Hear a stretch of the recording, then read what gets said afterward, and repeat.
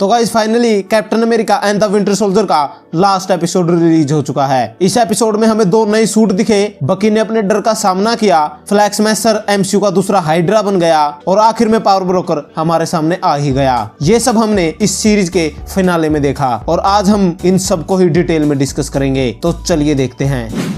सबसे पहले बात करते हैं पावर ब्रोकर की। एपिसोड 2 के बाद पावर ब्रोकर हमारे दिमाग में बैठ ही गया था और जैसा हमें लग रहा था पावर ब्रोकर और कोई नहीं सैरन कार्टर ही निकली। सैरन कार्टर सिविल वॉर के बाद से ही गवर्नमेंट से बचती हुई फिर रही थी, जिसके बाद वो मैड्रीपुर जाती है और वहाँ एक काफी पावरफुल पर्सन बन जाती है। इवन कार्ली भी पहले सैरन कार्टर के लिए ही काम करती थी, लेकिन जब कार्ली को सुपर सोल्जर सीरम के बारे में पता लगा तो उसने पावर ब्रोकर AKA सैरन कार्टर को धोखा दे दिया। अब मार्वल ने सैरन कार्टर को बैड गाय बना दिया है और सबसे बुरी बात यह है कि सैम और बकी को इसका जरा भी आइडिया नहीं है। ऊपर से सैरन कार्टर अब दोबारा गवर्नमेंट की हायर अथॉरिटीज में शामिल हो चुकी है और डेफिनेटली वो इसका गलत यूज करेगी क्योंकि वो ऐसा कह रही है। तो अब बात करते हैं फ्लैग स्मैशर की, क्योंकि फ्लैग स्मैशर सैरन कार्टर की वजह से ही बने। अब इस एपिसोड में कार्ली सैरन कार्टर के हाथों मारी तो जाती है, लेकिन इस एपिसोड में कार्ली पूरे टाइम ये बात कहती है कि अगर वो मर भी जाती है तो उसके बाद भी ये तबाही ऐसी ही चलती रहेगी। और ऐसा हमने देख भी लिया। जहां फ्लैग स्मैशर को जब जेल में ले जाया जा रहा था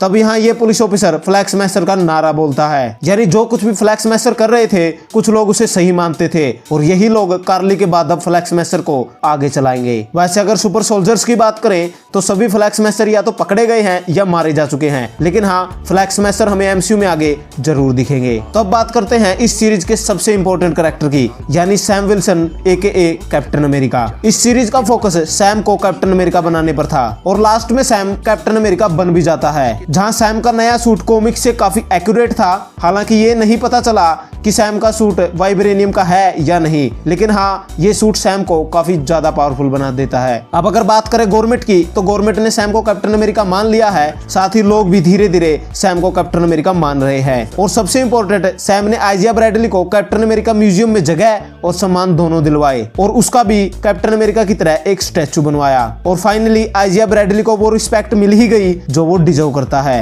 वैसे अब सैम की बोट पर बहुत सारे लोग आते हैं और अब एमसीयू में सैम विल्सन ही कैप्टन अमेरिका है। तो अब सैम के बाद बात करते हैं बकी की, क्योंकि सैम की तरह ही बकी को भी इस सीरीज में प्रॉपर कैरेक्टर डेवलपमेंट मिला है। जहां बकी हाइड्रा प्रोग्राम से फ्री है और गवर्नमेंट भी उसे एक सुपर हीरो मानती है और सबसे इंपॉर्टेंट उसके दोस्त की आखिरी निशानी अब सही हाथों में है। तो सैम और बकी के अलावा इस सीरीज में एक और जबरदस्त कैरेक्टर है जॉन वॉकर का कैरेक्टर। इस एपिसोड में जॉन वॉकर यूएस एजेंट बन गया और उसे यूएस एजेंट वेल ने बनाया और हाँ यूएस एजेंट की कॉस्ट्यूम भी कॉमिक एक्यूरेट ही है। वैसे एपिसोड 5 को देखकर यह लग रहा था कि जॉन वॉकर का एमसीयू में फ्यूचर काफी कम है और लास्ट के एपिसोड में वो जरूर मरेगा, लेकिन मार्वल ने जॉन वॉकर को यूएस एजेंट बनाकर फ्यूचर के लिए बचा लिया। वैसे कॉमिक्स में भी जॉन वॉकर पहले कैप्टन अमेरिका और बाद में यूएस एजेंट बनता है और यही सब कुछ falcon and the winter soldier TV series में भी हुआ। वैसे अब जॉन वॉकर गवर्नमेंट के लिए काम नहीं करता बल्कि वो वेल के लिए काम करता है और लग रहा है कि आगे जाकर जॉन वॉकर का यूएस एजेंट डार्क अवेंजर या थंडरबोल्ट को जरूर ज्वाइन करेगा। अब विलन्स की बात हुई है तो इस सीरीज में हमें 3 विलन्स दिखे। पहला तो जॉन वॉकर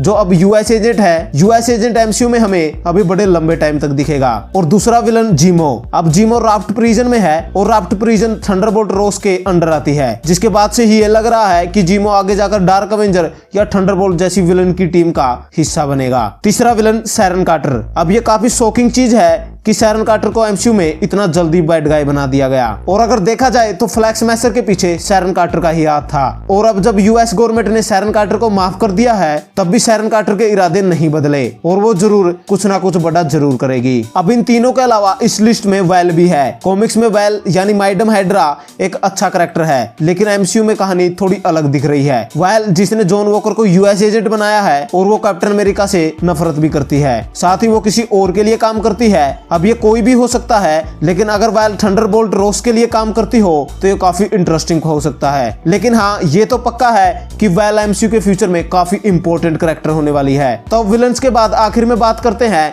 इस सीरीज की ओवरऑल स्टोरी की। तो इस सीरीज की स्टोरी हेवीली फोकस थी सैम और बकी पर और ये स्टोरी कलर रेसिज्म के सहारे आगे बढ़ती है। सैम कैप्टन अमेरिका की शील्ड को सरू में नहीं लेता और उसे म्यूजियम में दे देता है क्योंकि वो ब्लैक अमेरिकन था और लोग उसे कलर रेसिज्म की वजह से कैप्टन अमेरिका नहीं एक्सेप्ट एक्सेप्ट करते। लेकिन आखिर में उसे ये पता लग ही गया कि इस रेसिज्म को खत्म करने का यही एक तरीका है, और उसके बाद सैम विल्सन बनता है फर्स्ट ब्लैक कैप्टन अमेरिका। तो वहीं बकी भी अपनी पर्सनल प्रॉब्लम्स का सामना करता है, और वो जिन लोगों की मदद कर सकता है वो उन लोगों की मदद भी करता है। और अब आगे जब भी हम बकी को देखेंगे तब उसके बुरे सपने आने बंद हो चुके होंगे। इसके अलावा इस सीरीज में John Walker, Flag Smasher, Zemo, Isaiah Bradley, US government, super soldier serum, power broker, Madripoor और चांद पर रहने वाला कैप्टन अमेरिका सब दिखा। और ये सब जब मिले तब बनी captain America and the winter soldier TV series. तो गाइस ये वीडियो थी falcon and the winter soldier के फिनाले एपिसोड के बारे में। ये सीरीज काफी जबरदस्त थी और इस सीरीज की वजह से हमें एमसीयू के काफी गहरे राज पता चले, और मुझे लग नहीं रहा था कि मार्वल जैसी कंपनी